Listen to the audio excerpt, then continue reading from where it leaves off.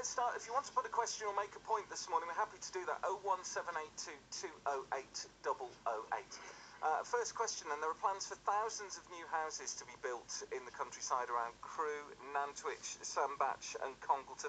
The council's strategy for housing has been knocked by the government because it doesn't earmark land for enough new homes.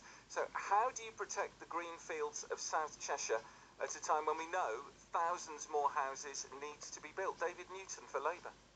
Well, you need a proper local plan, properly constituted, properly written and properly developed, and we haven't got that.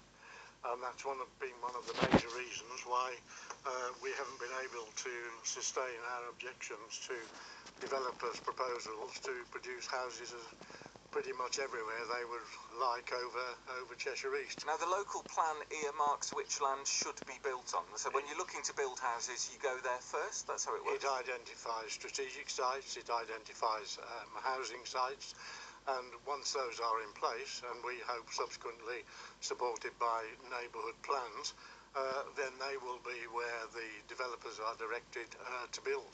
And it would be very difficult if there's a local plan in place for them to be able to refuse to do so and try to build elsewhere. They'd be wasting their time. But we don't have a plan, and that's the problem. What do you think about the fact that there isn't a local plan in Cheshire East?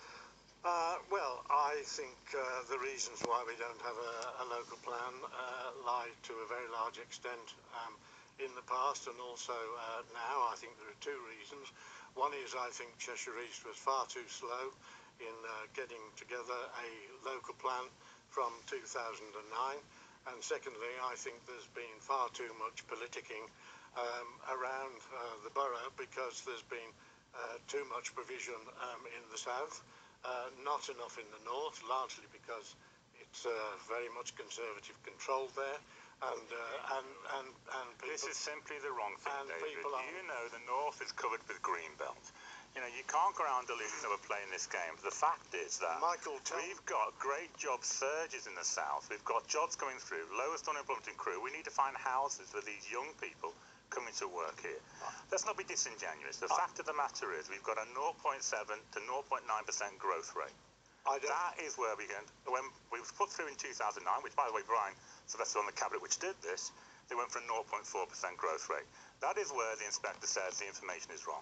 Let's not be disingenuous, and let's be clear that 78% of all our applications are on brownfield sites, but we need to build. Now, the reality is that we're in control of this process. The local plan will be coming out of its situation now. It will come out after the election. We've already got it held up because of Purda with Stockport, and then you'll see the answers. But we are protecting the Greenbelt.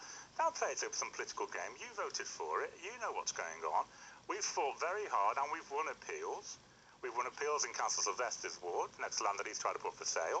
The fact of the matter is that housing is essential to our economy, and our economy is booming. Let's bring in Brian Sylvester on this. I just want to make a point. The people of Cheshire East are seething with anger over the planning fiasco that's been inflicted upon the people of Cheshire East. There speaks a man who has not been to one planning committee.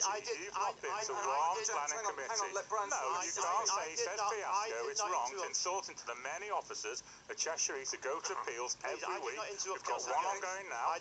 That's the point. Well, I'm sorry, Brian. You can't go around saying fiasco. You make all these broad statements, and reality is you haven't been to planning meetings. Am I allowed to speak? Is this what your council meetings are like? It is exactly like this. Councillor Jones keeps jumping in. He keeps thinking he can speak just when he wants to speak. Brian Sylvester. Right. There is a planning fiasco in Cheshire East, inflicted upon the good people of Cheshire East by the Conservative controlling group. Please, Councillor Jones, can you please just keep quiet? Can you just keep quiet? Why are we putting your land up for sale? Can you just keep quiet for a second? Why are you putting your land up for sale in the green? Well, hang on. Let Brian Sylvester make his point, and then you can put your question. Brian Sylvester for UKIP. There is no local plan. The Conservatives have spent £4 million on a plan that has been sent back by the inspector. They now have to spend £250,000 on consultants to sort out the mess which they created. What UKIP are saying, we come forward, we're the only group to do it, we come forward with an 11-point plan to sort out this planning mess, and that's clearly identified how we will sort that out. And what we're going to do, we're going to say that we're going to have no development on the green belt, no development on the green gaps. We want to save that land. And what Councillor Jones did He comes along to public meetings saying he's going to save the green gaps, and then within months, it's Conservative councils are voting for development on the green gaps. People should know, why were you trying to send land in the green gap, in there next to a site? The only appeal you ever went to was where the appeal was on the land right next door to that. This is in That's Sheffington, isn't it? It was That's not good. That's not positive. People need to understand, Brian. Let him answer. Michael Jones, let him answer the question. You went out and told people the truth. Let him answer the question. I've never submitted a planning application, no intention of submitting a planning application. This is just diversion by Councillor Jones. He knows he's been in charge of a plan that has failed. The people of Cheshire East are seething with anger about this. They don't want their green fields concreted over. This is what Councillor Jones is doing. Let's bring in Rod Fletcher, because we haven't heard from you yet, from the Liberal Democrats. What would you do to try and make sure that people who don't want land next to them built on, not be built on? Well, we definitely need a neighbourhood plan in Alsager and in other towns. Originally, central government said if you had a town strategy, that would give you some help. Then they changed the goalposts, thanks to our local members of parliament. So now we need a neighbourhood plan, hopefully in Alsager. Isn't that a Conservative policy neighbourhood plans now working in, 26 of them in place? Michael, do you let other councillors speak? I'm just saying, you all like neighbourhood plans. I know at full council, Michael, you won't let anyone else speak. I was hoping on local radio, councillors might get a fair crack at the whip. Aren't they the answer to the people locally? That's what they're saying at the moment, unless you change the goalposts. So we've introduced the answer to people. Do you know one thing that's coming through on the breakfast show is there's a lot of noise in this election and not much is cutting through, and it worries me that this discussion's rather like that. If more than one of you speaks at once, it's very hard for anyone who may want to cast a vote in your direction to put a cross in the box next to your candidate. I know that came out this morning that the FCA can save the Jodrell Bank. The services Cheshire is working with the government to save. But that's not what we're talking about. Wait a second, that's about jobs, it's about our natural heritage. It's retaining an iconic situation at Jodrell Bank. That's good news. Right, Rod Fletcher. Thank you. Yes, going back, we do need the neighbourhood plan, and that is something that has to be worked on so that we can direct where the houses are going to be built. But also in Alsager, there's been a serious lack of liaison between the highway department and the planning department. The highway department were unaware that some of the planning applications had been given, and there's a lot of information there. A report is urgently needed. In fact, Michael made a comment at the Fiasco Council meeting in February to say there'd be no more development in Alsager that wasn't already in the pipeline. But apparently, although the information is there, we're still waiting for this report.